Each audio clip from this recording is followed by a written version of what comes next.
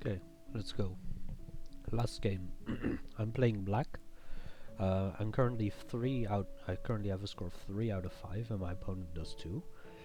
Um, and suddenly there's a prize that I can win in theory, but I do probably just need to win this game for that prize. And it's because there's rating prizes, and I was eligible for the lowest rating prize because my rating just dropped substantially this season. Um, therefore, I yeah. Therefore, I needed to win. There were two people who had who were also eligible for this who had 3.5, but nobody had 4, which was quite important. So they didn't need to lose for me to have a chance. There were at most, I believe, 5 people that could win this, and I was one of them, which was quite good.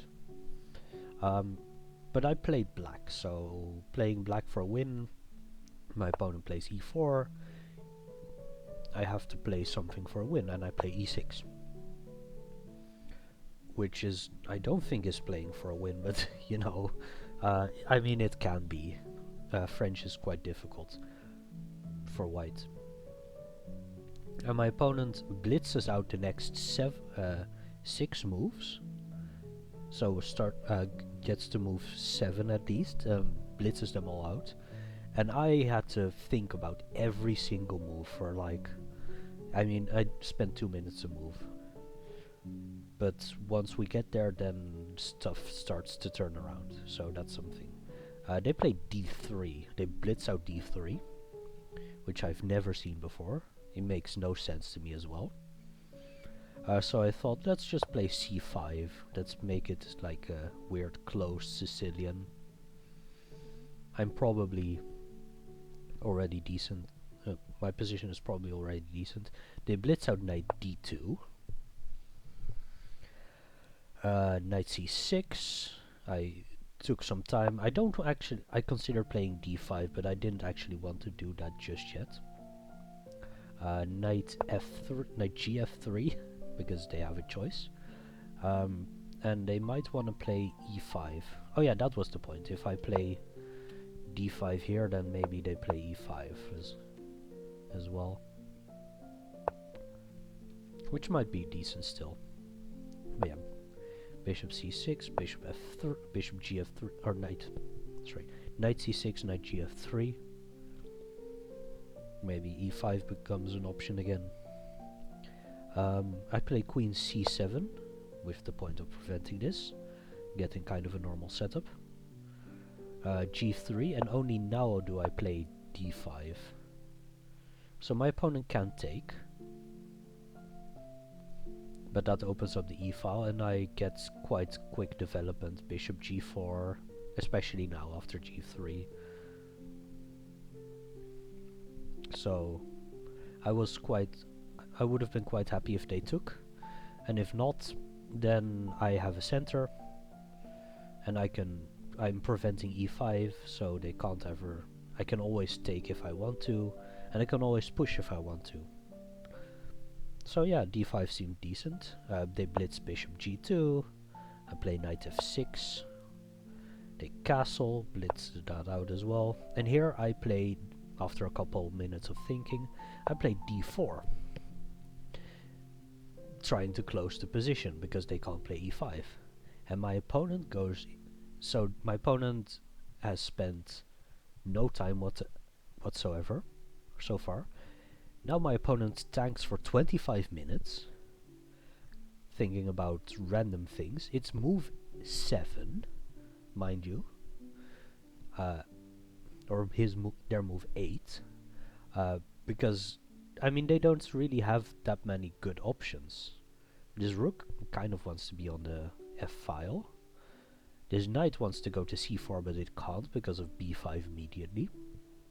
b5 and rook b8 probably. They can't play e5. c3 is probably decent, but then but if they ever take, I get knight b4, which is a bit of an issue. And if I take, then I get the d4 square for my knight even. Well, maybe not. I don't think I will take, but I also can just play e5 there. My opponent played queen e2 after a 25-minute think, threatening e5. I tried to defend that against that, and I didn't want to play e5 because that kills this bishop, although it awakens this bishop. But the c8 bishop has some prospects in theory of going on this diagonal as well. This bishop really needs this diagonal to function. Maybe it can go to e7 and it's okay defending this knight. But I didn't want to play e5, is the point. So, but I also didn't want them to play e5. Therefore I played knight d7, which is a bit slow, but might be decent. It prevents e5. My opponent goes into another 25-minute think, which is like, that's together, that's half of their time that's just gone. And I was just, I was standing there. We're 8 moves in. I had spent 16 minutes. I calculated that while waiting, because you get 30 seconds a move, and I was at minus 12 minutes from starting time. And so, which was 1 hour and 30 minutes, by the way. I don't think I've ever mentioned that. 1 hour 30 minutes, 30 seconds per move. I was at 118 at this point, and my opponent drops down to 40. Less than 40 even, and I was just standing there waiting around, walking around, looking, do they play? Oh my god. I was getting very tired, especially since this was the second game of the day. I was getting seriously frustrated, and at some point I started thinking it was funny, actually. But yeah, I'm threatening knight e5, and then just like playing my stuff. So my opponent plays e5, which is a pawn sack. It's just a straight up pawn sacrifice. It's defended twice, attacked thrice.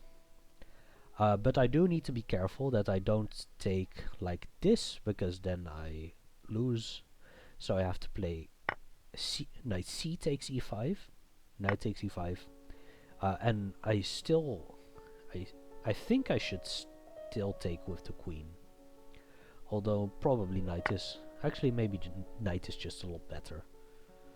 But I didn't do that. I thought that I missed actually their plan after knight takes e5 or queen takes e5, which was knight e4. I didn't see that. I thought that I would basically force the queen trade. And the threat is bishop f4, just straight up. So I had to retreat, bishop f4, and retreat again to b6. Attacking the b2 pawn. This queen will be here for quite a while. My opponent plays b3 on move 28. Before that, the queen will have moved already. This pawn will never be taken. Well, actually, in the very late game it will be taken, but this spoilers. We get to an end game. That's quite normal, regardless of what happens before that. But this pawn, like, you should never take that as black. Just ignore it. That's not what this queen does. This queen defends the e6 pawn for eventual sacrifices, defends d6, defends c5. That's what it does. And that's all it does. And it's good at that, so it's a decent queen there. Decent square for the queen. Rook e1, probably planning this. And I play bishop e7, trying to get out of the way, but even that is not, it's not great to get out of the way even, because of queen g4, and like if I castle here, then bishop h6 just wins an exchange immediately. So yeah, queen g4 is quite strong. I played g6. I've been here. I start spending a lot more time than my opponent, and eventually the time will kind of equalize again, because they blitz out the next like 10 moves or something like that.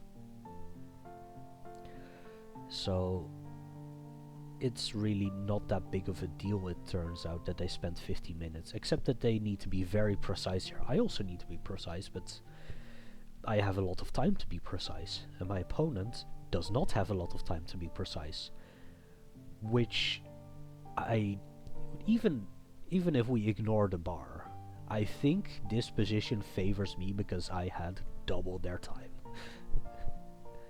That's just how it works. So g6, threatening f5 in some lines. Actually, in a lot of lines it threatens f5. Because the queen also needs a place to go. So what they did is play bishop g5, such that they can play queen h4, and then f5 doesn't actually lose for them. But I played f6, which basically forces my opponent's next move, because if they go here, then f5 wins. If they go anywhere else, f5 wins. I'm just forcing f5, and there's nothing they can do except for the move that they play. Knight takes f5, f6 check, which is a piece sacrifice because I just defend it, but they're really just forced to do it. Also, I can take with the knight first, defending this a second time, this e6 square, which is relevant.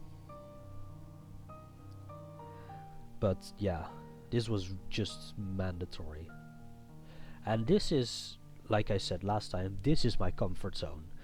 Defending a winning position with a terrible king and trying to play actively, and if I do, I win, basically. I do genuinely enjoy this. This is my comfort zone as black. Or actually, this is my comfort zone as white. As black, I generally don't get the material advantage for this. I just try to play a lot more actively for that. Yeah, knight takes f6 and queen h4, threatening the knight a second time. There is always a e5 option, but that just sacks a pawn, and I didn't want to do that. So there's also threats on h7, so if I play rook f6, then they can take, queen takes h7 or something. Didn't want to allow that, so I played king f7, which I think makes sense. I also didn't castle because of queen h6 options in cases, and bishop h6 and stuff like that. I think king f7 is a bit better than that, right? I played king f7? No, sorry, I didn't play king f7 yet. Wanted to keep options open. I played king f7 later. Sorry.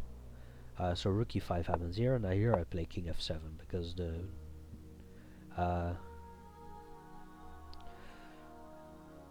because I need to defend. I need to defend the queen, right? What's the point? There was a point to king f7.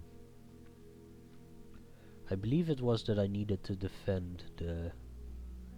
I don't need to defend the knight an extra time. But maybe defending the is the knight still pinned? No, it's not, right? No, there was a reason for king f7. I just can't remember anymore. It's been a couple of days. Rook a8 makes sense. Attacking here, but I have a bishop that defends. And here I start setting up, well, getting rid of this annoying diagonal. I want to move my knight, but I want to move my knight in a way that my opponent can't make use of it. and that's kind of difficult because in a lot of lines they have queen f4 check, which I wanted to prevent. Also, moving the knight doesn't inherently threaten anything, because the bishop is just defended twice, so I need to use the knight to attack something. So what I did, and it's also kind of prophylaxis for my opponent's next possible next move, which I didn't actually go for. H5. There are many reasons why I played H5, but one of them is to play knight G4. Now I did see that in the case of knight G4, so let's say bishop H3, which I expected, knight G4, attacking this and attacking this, the rook is basically trapped. You can take here, right? Yeah, you can take there, unfortunately. I guess this is... and if you take, then I take there. And I sack a pawn, but trade a lot of pieces off, and probably I'm still fine there. Also on h3, I believe the plan was... There was also some knight h7 options. But another thing that they have is, if, let's say knight h7, is rook f5 in some lines, especially in this line. But also h5 prevents that in a lot of other lines, so like if bishop h3 and I play here, for example, then rook f5, the idea is that if I take like this, then they could have queen h4 in a lot of lines, but now they can't. And on this, then they win here, which is... yeah. Actually, now they don't, because I played knight d5. Which is probably why they didn't play bishop h3, because of knight d5. Instead, they went for another piece sacrifice. Bishop takes b7. And I took it. I considered a lot of things. I considered genuinely sacking this full rook. Here. But I decided in the end I just take and play queen d5. Right? Play queen d5 first? No, sorry, I can't play queen d5 because then the bishop hangs. I can play bishop rook e8 first. This is defended thrice still, so I'm still safe. And I'm going to play queen e5, and worst case I can always take the rook. It also threatens checkmate here and there, so you do have to play rook e4 to get against it. But I'm up 2 pieces, so this should probably be winning. Queen f4. There is a line, I believe, rook takes f6 here. And the point is that you deflect both of the pieces here. But I can just take there, I think. I think the second piece sacrifice is probably just not good enough. They play queen f4. I do play queen d5, threatening checkmate. And in retrospect, they said that they should just take here right now. But I believe this is wrong. Because of king g7. I can't take the rook, but I can run away. And I have defended f7 as well. And on this, I can take. I believe. Maybe I get checkmated here, but I think this is fine. It was something that was necessary to look at. Oh, and bishop at h6. I'd play king h8 because this is also defended. So there's no checks. I'm threatening checkmate and I'm threatening to take this. I'm not actually threatening to take the rook, but I am threatening checkmate. So you'd have to play like rook e4. And then I'd play... I don't know, actually. Maybe this is not even good enough for me. Maybe I play bishop d6. Is that the move?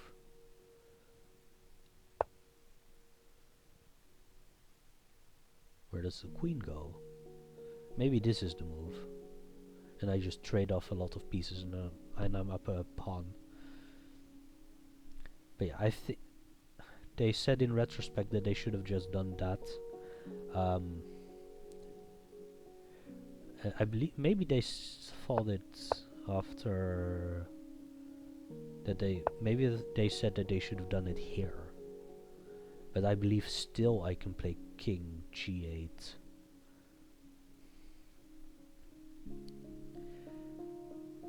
Maybe not. Maybe I'll look at it with the engine later. This is very complicated.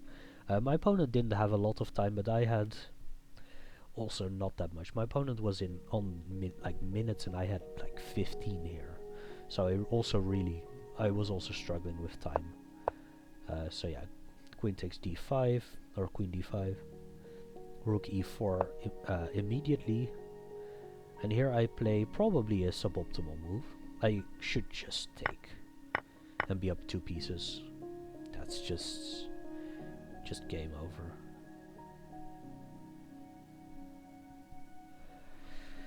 I should just do that, but I thought I was clever and I played queen f5, which actually just loses a piece relative to what I could have gotten,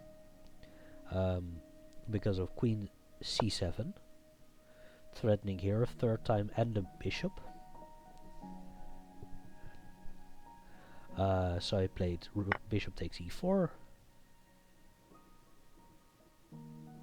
and now rook takes f6 because it also pinned the bishop. So and here I lose a piece in the end, or here I trade pieces still, and I'm just up a well, I have two rooks and a bishop for a queen instead of 2 rooks, a knight, and a bishop for a queen. So it's a lot worse. My opponent also has 2 pawns, but they don't compensate anything. But this is good enough. And how do you win this? Well, I tried to find a safe spot for my king against the queen. And the safe spot I found was... I start running this way. Note that I want to go to h6, but I can't go here because of immediate checkmate. So I'd have to go here. King g7. b3 happens here to prevent c4 probably, or rook c8. c4. King h6. Right? Yeah, king h6. h4 to prevent bishop g5 and the bishop activating. And here I instead played bishop f8, allowing this check and allowing this check, and bishop g7, and now there's no more checks ever, and my bishop is okay. My bishop is decent, but it's not great. I also allow them to take this pawn if they want. I believe they did go to they went to c7 instead of f7, of course, and then just take this pawn, but I take here. And my rooks get active, my king is safe, and this is just a matter of winning the game. b4, rook b8, which is probably suboptimal. a3, rook e1 check, king g2, rook a1, threatening this pawn. This pawn is defended by the bishop, by the way. They take this pawn, but that was also part of the plans to deflect the queen from the c-file, so I can get the second rook active. I only need this pawn. So b5, rook takes c2, b6, and now I start running because this pawn will cost me a piece, and it's probably going to cost me a full rook, but this pawn will cost my opponent a full queen, in theory, if they allow me to get the d2. But I do need to play rook b2 here, I believe. Maybe I can play d7, allow them to make a second queen, but I was afraid that if I made a queen that they can sack their queen and have a perpetual somewhere, like queen e5. So instead I played rook b8, rook b2, queen e3. And here instead of just taking the pawn, I tried this, but they just sacked the queen, and if I take, then that's okay. But actually I did do that. This is okay for me, but because I win the a pawn as well. Now the game is just very over. They do try here, which is funny. They do try to get a stalemate, or because they do, not g2 of course. They do win this pawn. So if I get a h pawn here, if they sack their pawn and I get an h pawn, then it's a draw, still. But that's just easily preventable. Not bishop e5. I tried to just attack the pawn because of Zugzwang issues, so they played h5 and I played g5. And the game ended quite quickly. Well, we played on for a bit, but like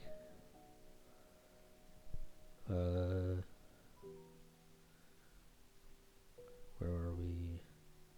Here, king g3. And this is just, I just claim opposition here.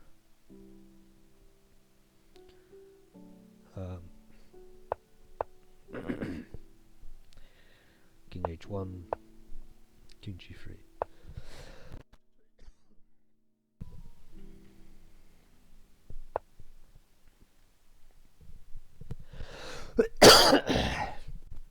My god. But this is known to be winning. They tried this, but they don't even allow me to play this, but it's good enough. Sorry, I'm slightly dying here. They concede here, unfortunately. Yeah, let's take a look at the game, but first I need something to drink, because my god, my throat hurts.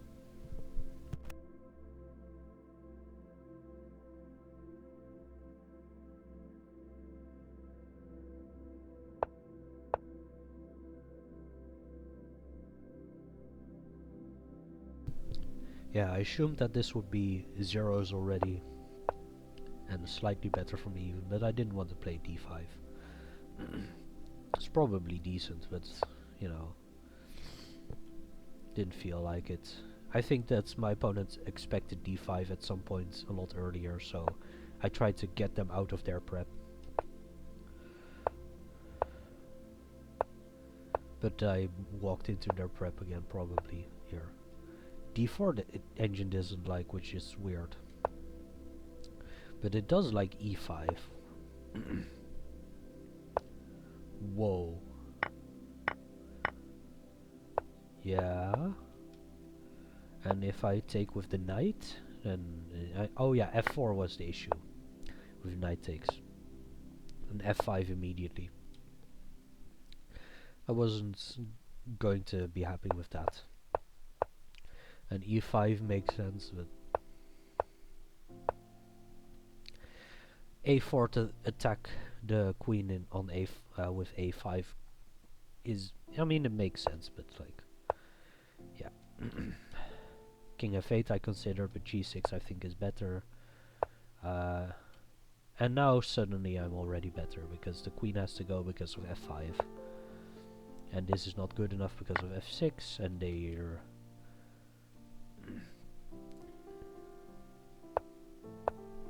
yeah, they're...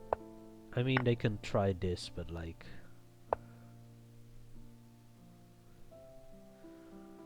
I mean, rook f8 and rook g8. What's the... oh, you can just...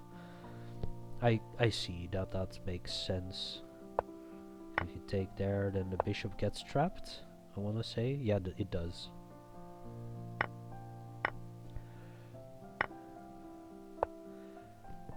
Okay, so I'd have two pieces for a rook and a pawn, and the game continues. My king is not unsafe. Not completely unsafe. queen gets in, my bishop is active, I get e5. That also makes sense, but they just take. Castle makes sense, but I decided to not even do that. King f7 is also good. h6, yeah, makes sense, but I played h5, which is apparently wrong. Yeah, bishop takes b7. It's only -2. That's at least interesting. I'm forced to play rook e8, which makes sense. And bishop d6.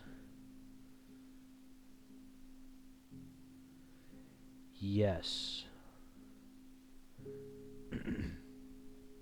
That kind of makes sense. But this, I mean, this is a draw. What's the issue? Oh, now you get queen f7, yeah. So I have to play here, and then you can take this pawn, and it's a perpetual, yes. That's unfortunate. And I absolutely cannot take the rook, because I get checkmated if I take with the bishop. And because they take with the queen. Yeah, mate in 3. But yeah, I should just take the rook. But queen f5 is good enough, apparently. Ooh, knight takes e4. Yeah, it's good enough. It's all good enough. Apparently I should play rook ac8. I mean, this is just still just winning. Right? Yeah. Maybe they didn't play it perfectly, but it's still good enough.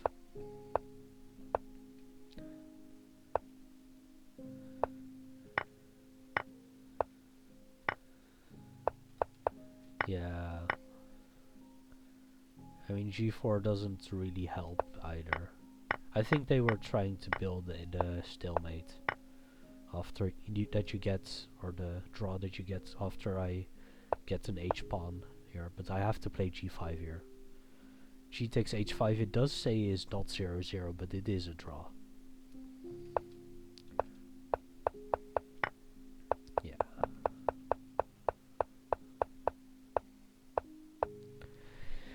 So I ended with 4 points, and that happened to be good enough for the rating prize.